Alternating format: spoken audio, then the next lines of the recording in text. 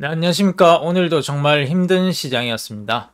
일단 코스피가 많이 하락을 했고, 먼저 일단 제가 지난 영상에 상승할 만한 끼가 다분한 종목이라고 말씀드렸던 현대중공업부터 짚고 넘어가겠습니다.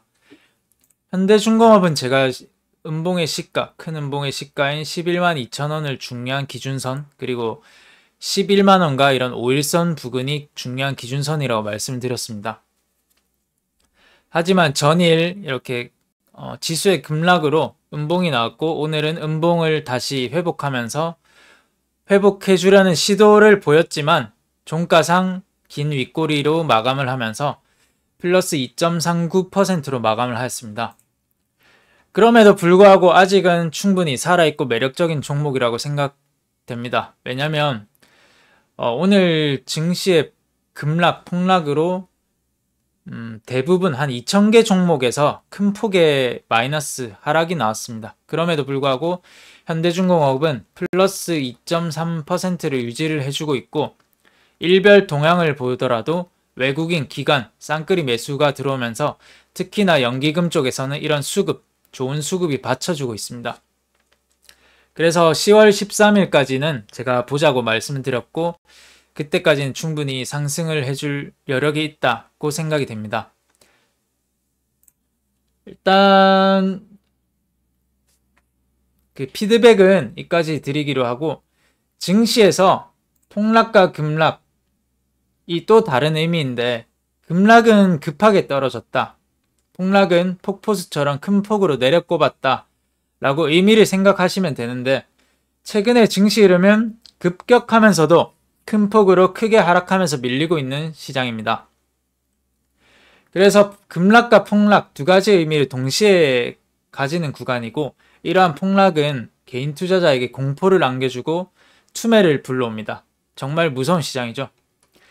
증권사 전문가든 애널리스트든 10월, 11월 코스피가 3,400을 간다고 예측을 많이 했습니다. 우리 이웃집 어르신은 11월 증시가 2,500을 찍는다고 예상을 했습니다. 두 가지 관점 중에 누가 정답일까요? 정답은 아무도 모릅니다입니다. 물론 전문가의 예측의 확률은 높겠지만, 유명한 전문가든 주식의 주자도 모르는 우리 이웃집 어르신이든 어느 누구도 내일의 증시는 알 수 없습니다. 최근 증시 급락과 폭락으로 많은 매체 앞으로 국내 증시가 이렇게 될 거다, 내지 저렇게 될 거다, 많은 예측이 난무하는데, 많은 언급이 되는데, 떨어지고 나서 떨어지는 이유는 초등학생도 다 끼워 맞출 수가 있는 부분이죠. 그래서 우리 개인 투자자들이 할 수 있는 건 대응, 무조건 대응입니다. 그럼 어떻게 대응을 해 나가야 되느냐? 그게 가장 중요한 관건인데, 우리는 증시를 파도로 생각하고 그 물결에 따라, 파도에 따라서 오르면 오르는 대로, 내리면 내리는 대로 흘러가는 방향대로 대응을 하면 될 뿐입니다. 서핑을 하면 되는 거죠. 최근 며칠간 저는 별다른 매매 없이 모든 비중을 현금화 상태로 현금 비중 100%인 상태입니다.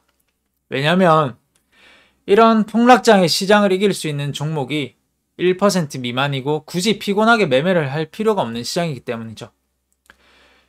개인마다 매매 성향 차이가 물론 크고 있겠지만, 급락과 폭락이 같이 있는 시장에서는 매매할 종목을 찾아다니는 게 좋은 습관은 아닙니다. 절대 그 좋은 습관이 아닙니다. 만약 예를 들어서 이렇게 이날 급락을 했죠. 갑자기 급락을 했는데 내일은 기술적 반등이 나오겠지, 내일부터는 다시 올라주겠지, 이렇게 본인의 판단으로 매매했다면 다음날은 갭으로 떨어지면서 큰 폭의 급락을 또 하였습니다. 그럼 이때는 개별 종목으로는 5에서 10% 물렸겠죠. 이때가 마지막이 되지 않을까, 다시 매수를 해서 이어갔는데 다음날 또한 이렇게 큰 폭의 급락이 나왔습니다. 이 정도면 개별 종목으로 치면 최소 10%에서 20% 사이에 물려있는 상태가 됩니다. 그래서 우리가 살아남으려면 증시라는 큰 숲을 먼저 봐야 됩니다. 이렇게 숲에 햇빛과 물이 들지 않는데 내 운빨 테스트 하는 것도 아니고 매매를 하면 안 되겠죠. 숲에 햇빛이 내리쬐고 물이 충분히 촉촉하게 젖었을 때 그때 매수를 해도 늦지가 않습니다. 그게 뭐 대표적인 주식 언어로 우리가 무릎에서 산다고 하죠. 그때 해도 충분히 늦지가 않습니다. 예를 들어서 대응을 하는 방법으로는 이런 게 있습니다. 유바이오로직스라는 종목으로 보겠습니다. 제가 유바이오로직스는 이날 영상을 올려드렸고 그 뒤로 9월에 올라갈 만한 종목으로 해서 급한 상승이 나왔습니다. 그래서 만약 내가 이런 시가인 49,000원이라고 잡겠습니다. 49,000원에 매수를 했는데 중장기적으로 내가 들고 가야겠다 해서 내가 매도를 못하고 수익 익절을 못하고 다시 이렇게 내렸습니다. 시장과 함께 내렸는데 그럼 어디서 내가 매도를 해야 될 구간인가요? 매도는 49,000원입니다. 내가 이때 매수했던 49,000원. 이때를 이탈하게 되면 계좌가 마이너스가 되죠. 마이너스가 될 것을 아는데도 굳이 내가 뭐 끝까지 버틸 필요가 있습니까? 그것은 아닙니다. 그래서 이런 큰 폭의 급락을 피할 수가 있고 만약에 이렇게 오르더라도 그거는 뭐 내 종목이 아니라고 생각을 해야겠죠. 아니면 오르더라도 내가 49,000원에 매도를 하고 내가 잡은 매수 타점이 최적의 타점이라고 생각을 하고 그때 매도를 하고 다시 뭐 49,500원에 잡아도 충분히 괜찮습니다. 그래서 아쉬워할 부분이 아니고 다만 제일 중요한 것이 내가 매수한 매수 타점, 내 소중한 돈이 처음 매수한 베팅을 한 매수 타점을 이탈할 시에는 당연히 매도입니다. 이런 큰 폭의 하락을 맞지 않으려면 그때는 내 계좌를 지켜야겠죠. HK 이노엔도 마찬가지입니다. HK 이노엔도 전일 이렇게 600억 그리고 오늘 1조 7천억 거래대금이 터지면서 삼성전자보다 거래대금이 많이 나온 것으로 제가 아까 봤는데 만약에 어제 거래대금이 많이 터져서 내가 시초가 베팅을 했다. 65,000원이라고 잡겠습니다. 65,000원에 베팅 매수를 했는데 이렇게 크게 상승을 해서 욕심이 나서 내가 뭐 한 수익이 20%가 나왔는데도 매도를 못했다 하면 그럴 때 그런 가정일 때는 내가 65,000원 내 매수 타점에서는 꼭 매도를 해야 됩니다. 왜냐? 내 계좌가 뻔히 마이너스로 전환될 것이 보이는데 이런 수익 구간이 아까워서 내가 매도를 못했다. 내가 이런 매수한 타점 매도를 못했다면 그 반대는 당연히 이런 마이너스, 큰 폭의 마이너스입니다. 그래서 내 매수 타점에 매도를 한다. 그렇게 대응을 한다. 그런 개념을 가지고 손실 없이 내가 매매 진행을 이어가는 게 가장 중요한 방법입니다. 맥스 또한 마찬가지입니다. 만약에 이런 부근에 매도를 했는데 조금 물려서 다시 이렇게 내 매수가를 접근을 해줬다. 그러면 팔아야 됩니다. 팔고 다시 중요한 내 매수가에서 잡아주면 되는 겁니다. 그런데 그렇지 않고 하락한 걸 이렇게 지켜볼 필요가 없죠. 지켜볼 필요가 없는데 다시 매수가를 와주면 팔고 뭐 중요한 부분 오르면 다시 또 매수를 하면 되죠. 굳이 이렇게 하락하는 부분을 내가 버티고 있을 필요가 없다는 겁니다. 버틴다는 자체가 주식에서 부정적인 언어입니다. 버틸 필요가 없는데 버틴다. 주식에서 부정적인 언어입니다.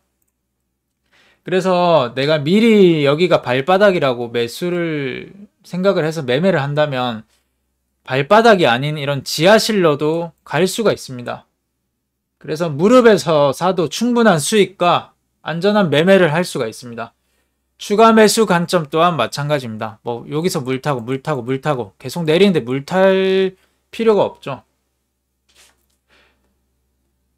뭐 증시가 저점인지 아닌지도 모르는데 계속 뭐 물 타면 얼마나 긴 세월을 매매한 내 종목과 사랑에 빠질지 모릅니다.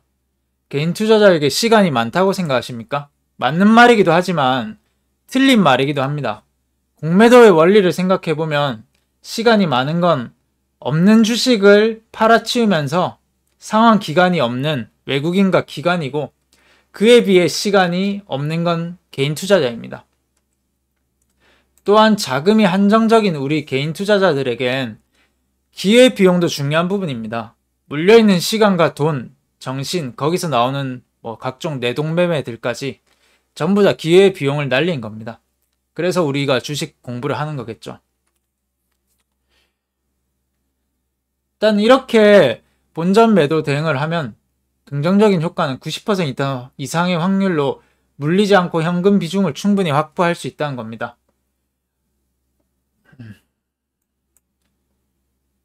내 돈이 얼마가 됐던 간에 하루 이틀 3일 길게는 몇 달 몇 년씩 물려있으면 이도 저도 못하고 우울감만 가득하게 됩니다. 반대로 현금 비중이 있는 사람들은 증시가 더 떨어지길 사실 바라고 있겠죠.